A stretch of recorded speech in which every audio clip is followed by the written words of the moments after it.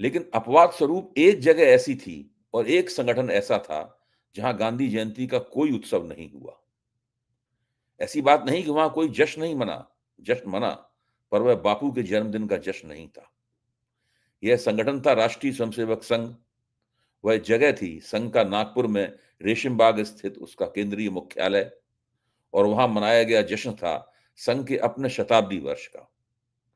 कोई गलतफहमी न रहे इसलिए यह स्पष्ट कर देना जरूरी है कि आरएसएस ने गांधी जयंती पर कोई अलग या स्वतंत्र कार्यक्रम आयोजित नहीं किया, बल्कि इस दिन को अपने स्थापना दिवस के मुख्य समारोह में केवल एक उल्लेख के रूप में सीमित कर दिया। सरसंघ के सरसंघ चालक संघ के सरसंघ चालक मोहन भागवत ने 2 अक्टूबर को नागपुर के रेशमबाग मैदान में आयोजित आरएसएस के विजयदशमी समारोह, जो संगठन का 100वां स्थापना दिवस भी था, के दौरान सिर्फ इतना कहकर राष्ट्रपिता बापू के प्रति अपने कर्तव्य की इतिश्री कर दी कि आज अंग्रेजी कैलेंडर के मुताबिक महात्मा गांधी का जन्मदिन है। कार्यक्रम का फोकस आरएसएस के शताब्दी वर्ष पर ही बना रहा। उपलब्ध जानकारी के अनुसार संघ ने गांधी जयंती पर देश भर में कोई विशेष कार्यक्रम नहीं आयोजित किया। न सभाएं की, न भजन कार्यक्रम किए, न कोई श्रद्धांजलि समारोह हुआ, कुछ नहीं हुआ। दोस्तों, आप कह सकते हैं कि इस बार इत्तेफाक से 2 अक्टूबर और संघ का शताब्दी वर्ष समारोह एक ही दिन पड़ रहा था। शायद इसलिए ऐसा हो गया होगा। तो क्या वैसे हर साल संघ गांधी जयंती मनाता है? रिकॉर्ड देखिए, पता लग जाएगा। पिछले साल जब शताब्दी वर्ष एक साल दूर था और विजयदशमी भी 2 अक्टूबर को नहीं थी, संघ ने 2 अक्टूबर को कोई उत्सव आयोजित नहीं किया था। बस इसी तरह से 5 अक्टूबर को विजयदशमी के अवसर पर केवल उल्लेख करके काम चला लिया गया था। यहां यह जिक्र करना भी जरूरी है कि 2 अक्टूबर यानी गांधी जयंती के अवसर पर संघ के राजनीतिक संगठन भाजपा ने अपने नेतृत्व में चल रही केंद्र सरकार द्वारा एक सिक्का जारी किया। इस सिक्के में भी गांधी जी का कोई उल्लेख नहीं था, बल्कि उसकी जगह वह सिक्का भी संघ के स्थापना दिवस को समर्पित था। सिक्के में संघ के स्वयंसेवक भगवा ध्वज को प्रणाम करते हुए दिखाए गए हैं और प्रतिदिन संघ की शाखा में फहराए जाने वाले इस ध्वज को भारत मां थामे हुए दिख रही हैं। यानी बजाय इसके कि भारत मां के हाथ में राष्ट्रीय ध्वज तिरंगा थमाया जाता, इस सिक्के में तिरंगे की जगह संघ के ध्वज को दे दी गई। दोस्तों, इस बात का मतलब निकालना जरूरी है। क्या मतलब निकलना चाहिए इसका? क्या यह सब यूं ही किया गया है, जिसे हमें नजरअंदाज करके रोजमर्रा के कामकाज में व्यस्त हो जाना चाहिए? अगर हम ऐसा करेंगे तो यह एक ऐसी गलती होगी जिसके लिए हम सबको निकट भविष्य में ही पछताना पड़ सकता है। यह मैं बात 2 कारणों से कह रहा हूं। संघ का रवैया हमेशा से राष्ट्रीय ध्वज और महात्मा गांधी के प्रति न केवल संदिग्ध रहा है, बल्कि अतीत में भी वह इन दोनों के प्रति अपनी गहरी अरुचि व्यक्त करता रहा है। वह इन दोनों को हिंदू विरोधी मानता है। 14 अगस्त 1947 को, यानी आजादी मिलने के एक दिन पहले, संघ के तत्कालीन सरसंघ चालक गोलवलकर ने अपने पत्र ऑर्गेनाइजर में लिखा था कि जो लोग किस्मत से सत्ताधारी हो गए हैं, वे भले ही हमारे हाथ में तिरंगा थमा दें, लेकिन हिंदुओं द्वारा न इसे कभी सम्मानित किया जा सकेगा, न अपनाया जा सकेगा। 3 का आंकड़ा ही अपने आप में अशुभ है, और एक ऐसा झंडा इसमें 3 रंग हो, बेहद खराब मनोवैज्ञानिक असर डालेगा और देश के लिए नुकसानदेह साबित होगा। दोस्तों, इसके उत्तर में सरदार पटेल ने जो कहा, उसे भी इस मौके पर याद कर लेना जरूरी है। पटेल ने कहा था कि गोलवलकर को हिंदू धर्म के बारे में कुछ नहीं पता है। हिंदू धर्म के मुख्य देवता 3 ही हैं, ब्रह्मा, विष्णु और महेश। यहां तक जहां तक गांधी जी का सवाल है, संघ ने गांधी के नेतृत्व वाले स्वतंत्रता आंदोलनों जैसे कि असहयोग आंदोलन, नमक सत्याग्रह और भारत छोड़ो आंदोलन में कभी भाग नहीं लिया। बात केवल इतनी ही नहीं है। जिस समय आजादी की लड़ाई चल रही थी, संघ की उससे उससे दूरी के पीछे एक राजनीतिक समझ थी, इसका उल्लेख करना यहां जरूरी है। विजय त्रिवेदी ने अपनी पुस्तक संघम शरणम गच्छामि में संघ की इस राजनीतिक मानसिकता की जानकारी दी है कि जिस समय आजादी की लड़ाई अपने चरम पर थी और ऐसा लग रहा था कि सत्ता हस्तांतरण नजदीक आ रहा है, पंजाब के फगवाड़ा में आयोजित किए गए एक संघ शिक्षा वर्ग में एक स्वयंसेवक ने सरसंघ चालक गोलवलकर से एक प्रश्न किया। प्रश्न यह था कि आजादी के बाद संघ की क्या भूमिका होगी। इसके उत्तर में सरसंघ चालक का कहना था कि क्या तुम्हें लगता है कि अंग्रेज देश छोड़कर चले जाएंगे? सुनिए, आजादी की बात संघ की क्या भूमिका होगी, इसके जवाब में गुरु गोलवलकर ने क्या कहा? क्या तुम्हें लगता है कि अंग्रेज देश छोड़कर चले जाएंगे? इसके बाद गोलवलकर ने यह भी कहा कि जिन लोगों को सत्ता सौंपी जा रही है, वे 2 महीने भी सरकार नहीं चला सकते और फिर वे अंग्रेजों से कहेंगे कि आप लौट आइए और सरकार चलाइए। इसलिए संघ पहले की ही तरह काम करता रहेगा।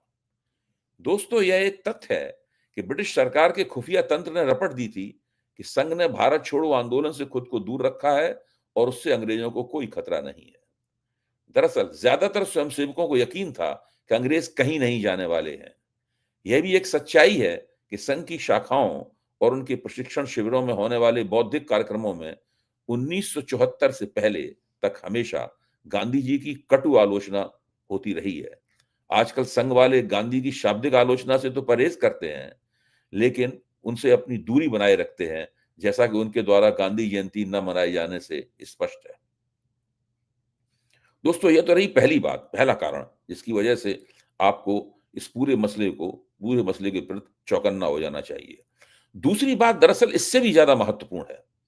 संघ पिछले 11 साल से देश की सत्ता पर काबिज है। आप कहेंगे सत्ता तो भाजपा के पास है, न कि संघ के। मैं कहूंगा कि भाजपा तो केवल संघ की राजनीतिक भुजा है। सत्ता घुमा फिराकर ही नहीं, बल्कि सीधे सीधे संघ के पास है। संघ और भाजपा के बीच के मतभेद कुछ ऐसे ही हैं जैसे किसी घर में सुबह सुबह यह बहस हो जाए कि आज कौन सी दाल बनेगी। बेटा कहे कि मैं तो अरहर की दाल खाऊंगा और पिता कहे नहीं नहीं, आज उड़द की दाल बननी चाहिए। मतभेद किसी और गंभीर बात पे भी हो सकते हैं, जैसे घर में एक नया कमरा बनना चाहिए या 2 कमरे बनाए जाने चाहिए। दरअसल भाजपा को सामने रखकर संघ एक गैर संवैधानिक सत्ता संस्था होने के बावजूद सत्ता का सफलतापूर्वक उपभोग करता है। वह सत्ताधारी भी है, सत्ता का प्रत्येक लाभ उठा रहा है और अपने कहने पर सरकार को चला रहा है, लेकिन उसे किसी बात का जवाब नहीं देना पड़ता। उससे कोई जवाब तलबी नहीं की जा सकती। मोदी जी ने अपने 15 अगस्त के भाषण में एक तरह से इसे स्वीकार भी कर लिया है। आपको याद ही होगा कि मोदी जी ने इस भाषण में संघ को एनजीओ या नॉन गवर्नमेंटल ऑर्गेनाइजेशन करार दिया था। क्या आपने कभी देखा है या सुना है कि किसी देश की राजनीतिक सत्ता एक एनजीओ के हाथ में हो?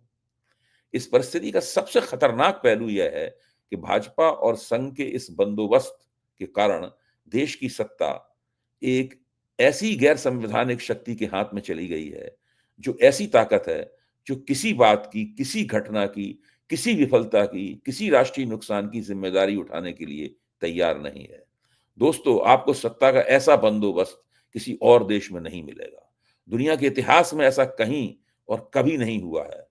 जो हमारा असली सत्ताधारी है वह सामने से दिखाई ही नहीं पड़ रहा है, लेकिन उस मंच के पीछे से किसी कठपुतली कलाकार की तरह वह पूरी सरकार को अपनी ताल पर नचा रहा है। दोस्तों, हमारे देश के विपक्ष ने संघ के शताब्दी वर्ष से उससे कुछ सवाल पूछे हैं। विपक्ष पूछ रहा है कि संघ का गुणगान किस बात के लिए किया जाए? क्या अंग्रेजों का समर्थन करने के लिए? क्या तिरंगे का बहिष्कार करने के लिए? क्या आजादी के महानायकों से नफरत करने के लिए? क्या बाबा साहब भीमराव अंबेडकर को अपशब्द कहने के लिए? क्या संविधान की प्रतियां जलाने के लिए? देश के पहले आतंकवादी और गांधी के हत्यारे को प्रेरित और पोषित करने के लिए? क्या इसलिए कि सरदार पटेल ने हिंसा और नफरत फैलाने के लिए इस संगठन पर प्रतिबंध लगाया था? क्या अंग्रेजों को चिट्ठी लिखकर आजादी के आंदोलन के दमन के तरीके सुझाने के लिए? क्या भगत सिंह से लेकर चंद्रशेखर आजाद और तमाम क्रांतिकारियों को अराजक कहने के लिए? क्या 1930 के नागरिक अवज्ञा आंदोलन का बहिष्कार करने के लिए? क्या 1942 के भारत छोड़ो आंदोलन का बहिष्कार करने के लिए? क्या जिन्ना की मुस्लिम लीग के साथ मिलकर Sindh, North West Frontier Province और बंगाल में सरकार बनाने के लिए? क्या शुरू से मनुस्मृति की वकालत करने के लिए, जो महिलाओं को सदैव आश्रित रखने की बात करती है? क्या महिलाओं को दोयम दर्जे का समझने के लिए और अपनी संस्था तक में उन्हें जगह न देने के लिए? क्या हाशिए पर पड़े लोगों को निम्न श्रेणी का मानने के लिए? क्या सामाजिक न्याय और आरक्षण का विरोध करने के लिए? क्या आज तक एक भी दलित, पिछड़ा, आदिवासी प्रमुख न चुनने के लिए? और क्या सांप्रदायिक और जातिवादी होने के लिए? क्या इन कामों के लिए संघ का गुणगान किया जाए उसके शताब्दी वर्ष पर? दोस्तों, मुझे यकीन है कि ये सवाल पहले भी आपकी निगाहों से गुजरे होंगे। विपक्ष इस तरह के प्रश्न पूछता ही रहता है। लेकिन क्या इन सवालों का कोई जवाब संघ की तरफ से या भाजपा की तरफ से दिया जाता है? नहीं। इनके जवाब में दरअसल एक चालाक रणनीति अपनाई जाती है। बजाय इसके कि वे यह बताएं कि वे गांधी से नफरत क्यों करते रहे हैं और क्यों गांधी जयंती नहीं मनाते, संघ वाले अचानक एक बेहद संदिग्ध तथ्य के साथ सामने आते हैं। वे बताते हैं कि गांधी तो संघ के एक शिक्षा शिविर में गए थे और वहां का नजारा देखकर बड़े प्रभावित हुए और उन्होंने संघ को समता और समरसता का प्रतीक बता दिया। अभी मोदी जी ने जो भाषण दिया है, मोदी जी ने भी इसी हथकंडे का इस्तेमाल किया है। इसी तरह का एक झांसा सरदार पटेल के बारे में दिया जाता है, जबकि हम जानते हैं कि पटेल की निगाहों में संघ नफरत और हिंसा का उद्गम था। देखने की बात यह है कि अगर अटल बिहारी वाजपेयी की 6 साल सरकार को जोड़ लिया जाए, तो संघ को सत्ता में 17 साल पूरे हो चुके हैं। लेकिन आज तक संघ एक भी स्वतंत्र और निष्पक्ष इतिहासकार या अनुसंधानकर्ता को इन सभी संदिग्ध तथ्यों की तस्दीक करने के लिए तैयार नहीं कर पाया है।